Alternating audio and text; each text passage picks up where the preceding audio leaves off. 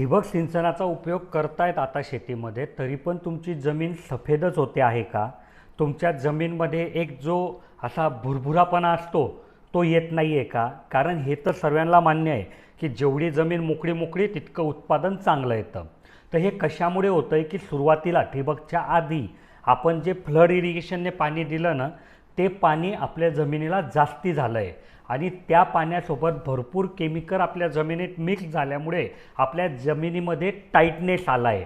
मग आता जरी आपण ठिबक सिंचनाचा उपयोग करत असलो तरी पहिले तर तो टाईटनेस कमी करावा लागेल ना, तेव्हाच तर फायदा होईल. कारण तो टाईटनेस जर कमी नाही केला तर तुमचे पिकाचे जे व्हाईट मुळं असतात त्याची वाढ नीट होत नाही, तुमचा पाण्याचा मध्ये शिरकाव नीट होत नाही आणि उत्पादन कमी येतं किंवा तुमच्या पिकाची रोगप्रतिकारक क्षमता कमी राहिल्यामुळे त्याला अडचणी येतात.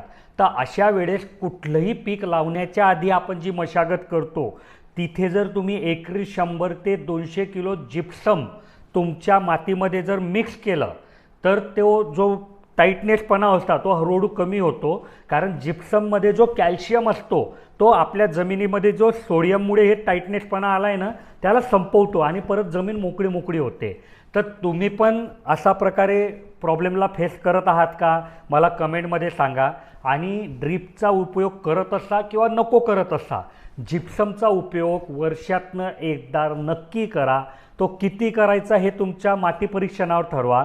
आणि अशाच नवीन नवीन ट्रिक जाणून घेण्यासाठी आमच्या व्हिडिओला लाईक करा, चॅनलला सबस्क्राईब करा.